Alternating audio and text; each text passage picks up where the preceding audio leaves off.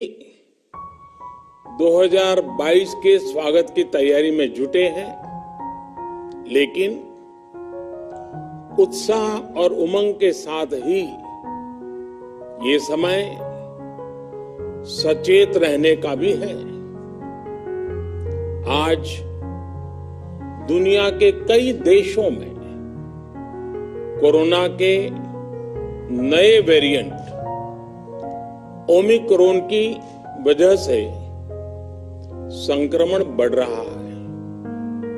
भारत में भी कई लोगों के ओमिक्रॉन से संक्रमित होने का पता चला है। मैं आप सभी से आग्रह करूंगा कि पैनिक न करें। हाँ, सावधान रहें, सतर्क रहें, मास्क उसका भरपूर उपयोग करें और हाथों को थोड़ी थोड़ी देर पर धुलना, इन बातों को हमें भूलना नहीं है। आज जब वायरस म्यूटेट हो रहा है तो हमारी चुनौतियों का सामना करने की ताकत और आत्मविश्वास भी मल्टीप्लाई हो रहा है। हमारी इनोवेटिव स्पिरिट भी बढ़ रही है। आज देश के पास 18 लाख आइसोलेशन बेड्स हैं, 5 लाख ऑक्सीजन सपोर्टेड बेड्स हैं, 1,40,000 आईसीयू बेड्स हैं। आईसीयू और नॉन आईसीयू बेड्स को मिला दें तो 90,000 बेड्स विशेष तौर पर बच्चों के लिए भी हैं।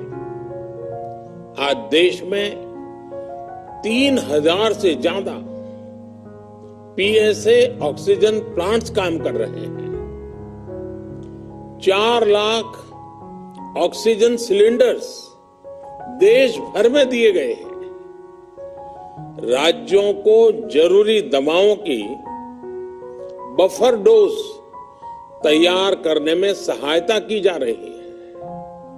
उन्हें पर्याप्त टेस्टिंग किट्स भी मुहैया कराई जा रही है। साथियों, कोरोना वैश्विक महामारी से लड़ाई का अब तक का अनुभव यही बताता है कि व्यक्तिगत स्तर पर सभी दिशा निर्देशों का पालन कोरोना से मुकाबले का बहुत बड़ा हथियार है।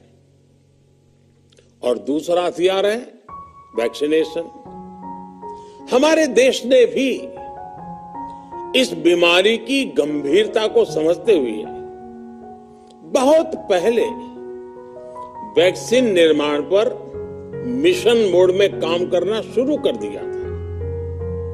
वैक्सीन पर रिसर्च के साथ साथ ही approval processes, supply chain, distribution, training, IT support system, certification पर भी हमने निरंतर काम किया।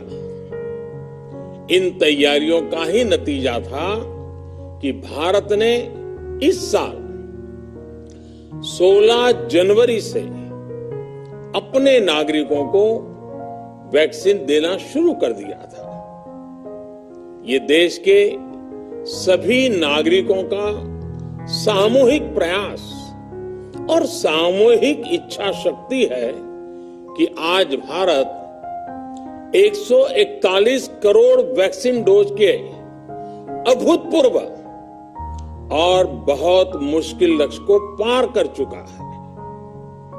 आज भारत की वयस्क जनसंख्या में से 61% से ज्यादा जनसंख्या को वैक्सीन की दोनों डोज लग चुकी है। इसी तरह वयस्क जनसंख्या में से लगभग 90% लोगों को वैक्सीन की एक डोज लगाई जा चुकी है। आज हर भारतवासी इस बात पर गर्व करेगा कि हमने दुनिया का सबसे बड़ा, सबसे विस्तारित और कठिन भौगोलिक स्थितियों के बीच इतना सुरक्षित वैक्सीनेशन अभियान चलाया। कई राज्य और विशेष तौर से टूरिज्म की दृष्टि से महत्वपूर्ण राज्य जैसे गोवा, उत्तराखंड, हिमाचल जैसे राज्यों ने 100% सिंगल डोज वैक्सीनेशन का लक्ष्य हासिल कर लिया है। आज देश के दूर सुदूर गांवों में जब 100% वैक्सीनेशन की खबरें आती हैं तो मन को संतोष होता है। यह प्रमाण है हमारे हेल्थ सिस्टम की मजबूती का, हमारी टीम डिलीवरी का,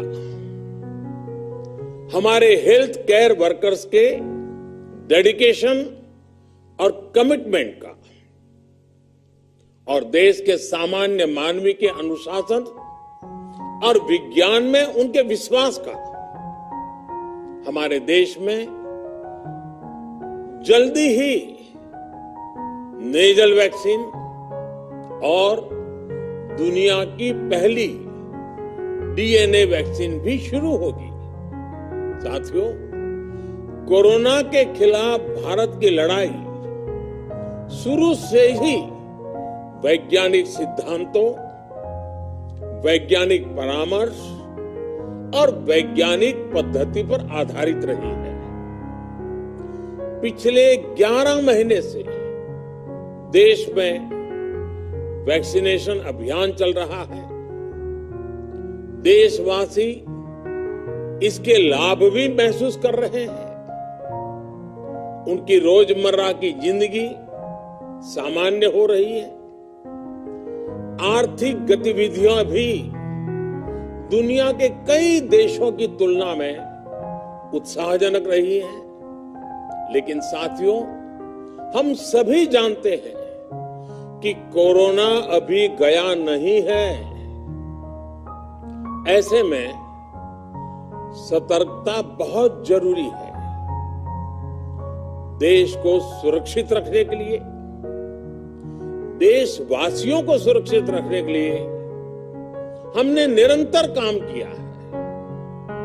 जब वैक्सीनेशन शुरू हुआ तो उसमें भी वैज्ञानिक सुझावों के आधार पर ही ये तय किया गया कि पहली डोज किसे देना शुरू किया जाए, पहली और दूसरी डोज में कितना अंतराल हो, स्वस्थ लोगों को कब वैक्सीन लगे, जिन्हें कोरोना हो चुका है उन्हें कब वैक्सीन लगे, और जो कोमॉर्बिडिटी से ग्रस्त हैं उन्हें कब वैक्सीन लगे।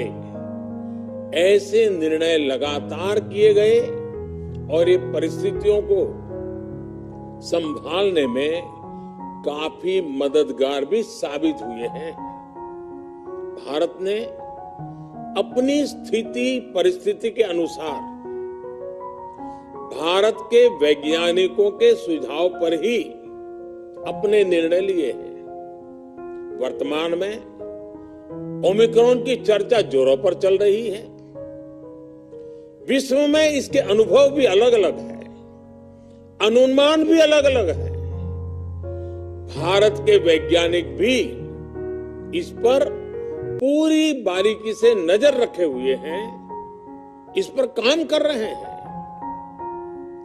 हमारे वैक्सीनेशन को आज जब 11 महीने पूरे हो चुके हैं तो सारी चीजों का वैज्ञानिकों ने जो अध्ययन किया है और विश्व भर के अनुभवों को देखते हुए आज कुछ निर्णय लिए गए हैं।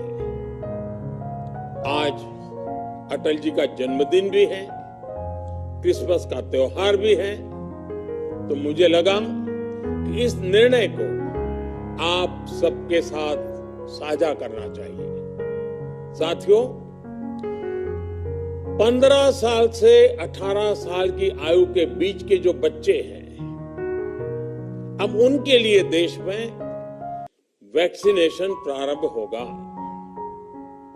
2022 में 3 जनवरी को सोमवार के दिन से इसकी शुरुआत की जाएगी। ये फैसला कोरोना के खिलाफ देश की लड़ाई को तो मजबूत करेगा ही, स्कूल कॉलेजों में जा रहे हमारे बच्चों की और उनके माता पिता की चिंता भी कम करेगा। साथियों, हम सबका अनुभव है कि जो कोरोना वॉरियर्स हैं, हेल्थ केयर और फ्रंटलाइन वर्कर्स हैं, इस लड़ाई में देश को सुरक्षित रखने में उनका बहुत बड़ा योगदान है। वो आज भी कोरोना के मरीजों की सेवा में अपना बहुत समय बिताते हैं। इसलिए प्रिकॉशन की दृष्टि से सरकार ने निर्णय लिया है कि हेल्थ केयर और फ्रंटलाइन वर्कर्स को वैक्सीन की प्रिकॉशन डोज भी प्रारंभ की जाए। इसकी शुरुआत 2022 में 10 जनवरी सोमवार के दिन से की जाएगी। साथियों, कोरोना वैक्सीन का अब तक का ये भी अनुभव है कि जो अधिक आयु वाले हैं और पहले से ही किसी न किसी गंभीर बीमारी से पीड़ित है, उन्हें प्रिकॉशन लेना सलाह योग्य है। इसको ध्यान में रखते हुए 60 वर्ष से ऊपर की आयु के कोमॉर्बिडिटी वाले नागरिकों को उनके डॉक्टर की सलाह पर वैक्सीन की प्रिकॉशन डोज का विकल्प उनके लिए उपलब्ध होगा। ये भी 10 जनवरी से प्रारंभ होगा। साथियों, मेरा एक आग्रह है कि अफवाह, भ्रम और डर पैदा करने के जो प्रयास चल रहे हैं, उनसे बचना चाहिए।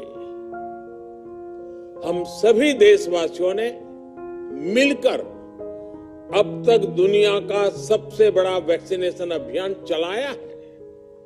आने वाले समय में हमें इसको और गति देनी है और विस्तार देना है।